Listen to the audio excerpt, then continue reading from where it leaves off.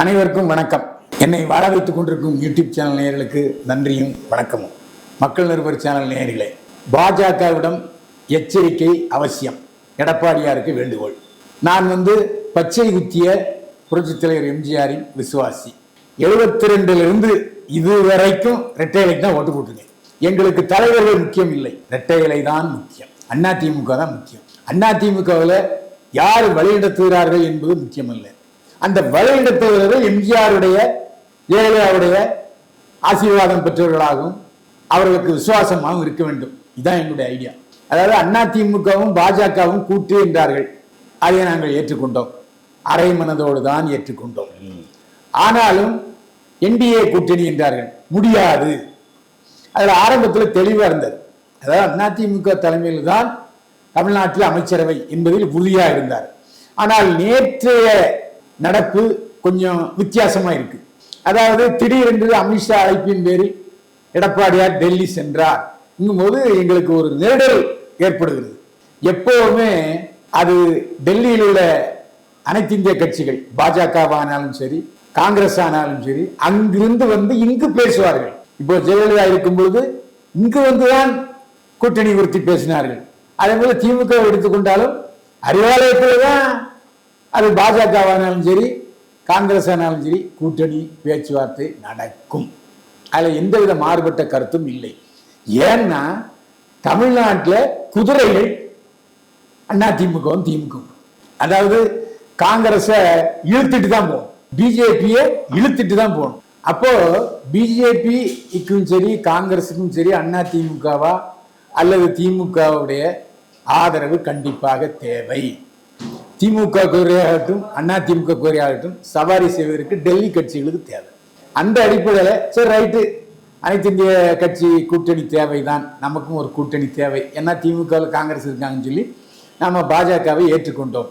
ஆனால் ஆட்டை கடிச்சு மாட்டை கடிச்சு கடைசியில் மனுஷனே கடிக்கிற அளவுக்கு அமித்ஷா சில நேரங்களில் அவருடைய குசும்பு வேலைகளை காட்டுகிறார்.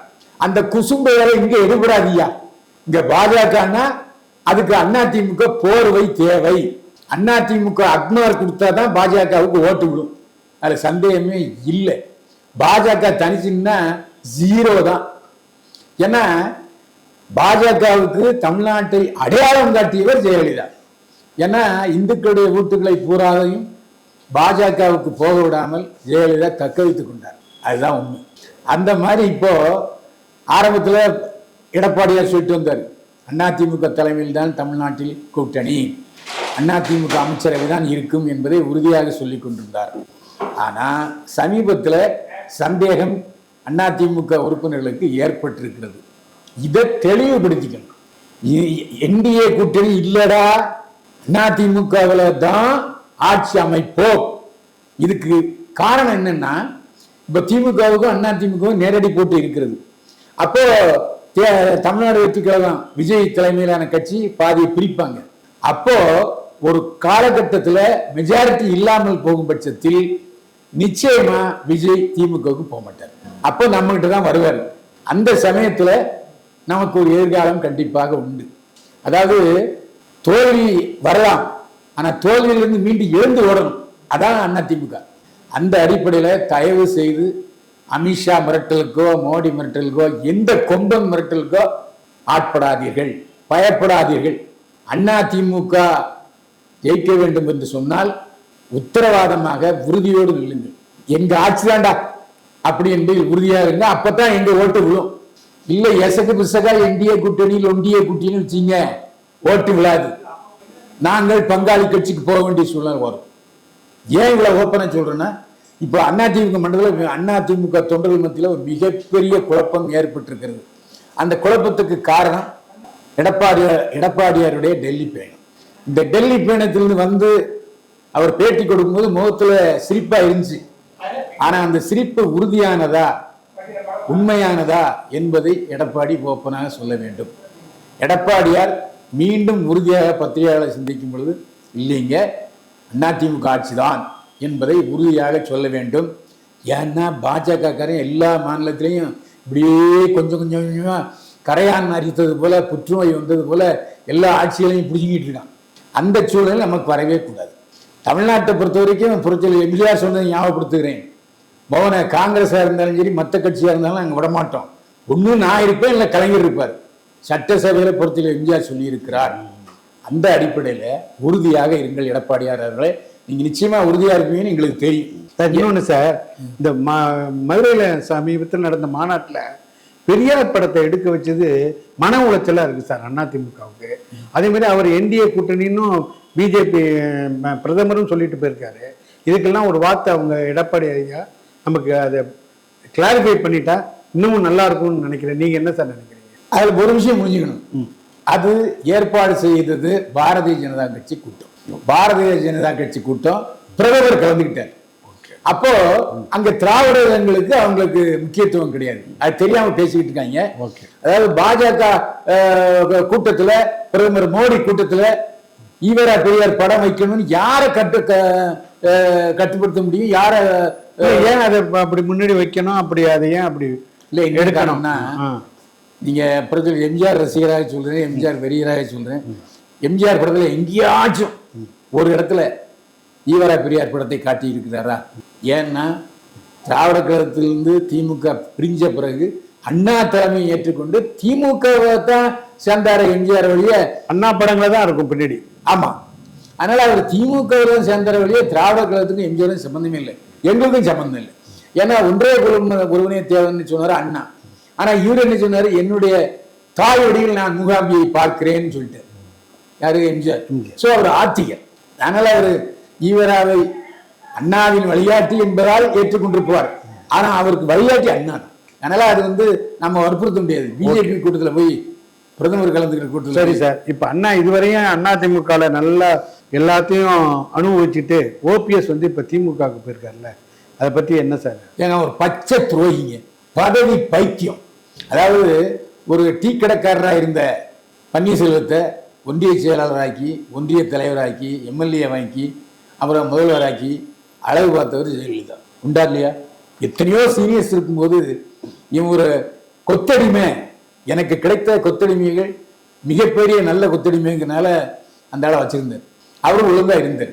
ஏன்னா ஜெயலலிதா பன்னீர்செல்வத்தை முதலமைச்சராக்கும் போது உன் ஊருக்கு போகக்கூடாது, சென்னையிலேருந்து உன் வீட்டிலேருந்து கிளம்புனியா பாய்ஸ் கார்டனுக்கு வரணும், பாய்ஸ் கார்டன் நேர தோட்டத்துக்கு போகணும், இந்த 3 இடத்துல தான் ரவுண்டு இருக்குன்னு தவிர மதுரைக்கு கூட நீ போகக்கூடாது அப்படின்னு சொன்னார்.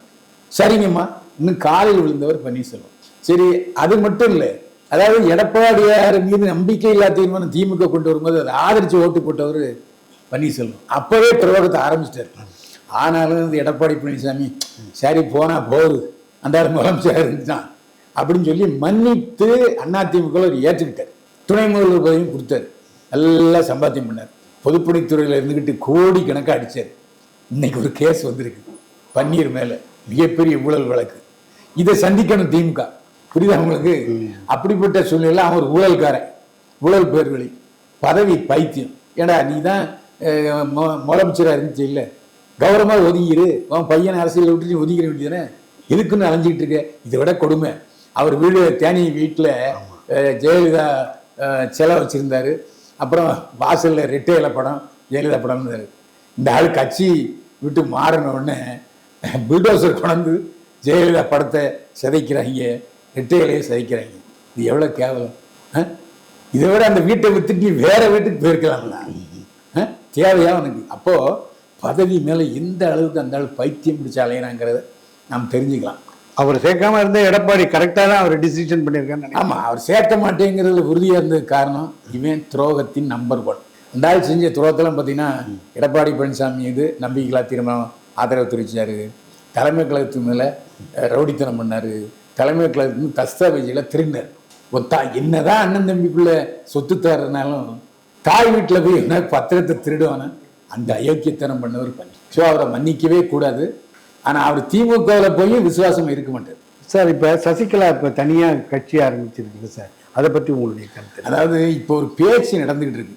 எப்படின்னா சசிகலா மீண்டும் எடப்பாடியார் தலைமையை ஏற்று வர்றாரு, அவருக்கு ஒரு கௌரவ பதவி கொடுக்கலாம். ஏன்னா என்ன இருந்தாலும் ஜெயலலிதா பணியாற்றியவர். அவர் இதுவரைக்கும் எடப்பாடியை தப்பா சொல்லவே இல்லை. அது மட்டும் இல்லை, நான் அதிமுகவை ஒன்றுபடுத்துவேன், அம்மா ஆட்சியை ஏற்படுத்துவேன், எம்ஜிஆர் ஆட்சியை ஏற்படுத்துவேன்னு சொல்றாரு. ரெண்டாவது அவருக்குன்னு ஒரு ஓட்டு இருக்கு, அவருக்குன்னு ஒரு சமுதாய ஓட்டு இருக்கு. அந்த சமுதாய ஓட்டு நாம ஏன் பிரிக்கணும்? அந்த அடிப்படையில எடப்பாடியார்கிட்ட ஒரு அந்த சமாதான தூதுக்குழு சொல்லியிருக்காங்க. எடப்பாடியார் அமைச்சர் இருந்தவங்கலாம் நம்ம சசிகலா அம்மாவை சேர்த்துக்கலாம், ஒன்றும் பிரச்சனை இல்லை, அவங்களுக்கு கௌரவ தலைவர் பதவி கொடுத்துக்கலாம் அப்படின்னு சொல்லியிருக்காங்க. அதனால அந்த சூழலை வந்துன்னா இன்னும் அதிமுக பலமாகும்.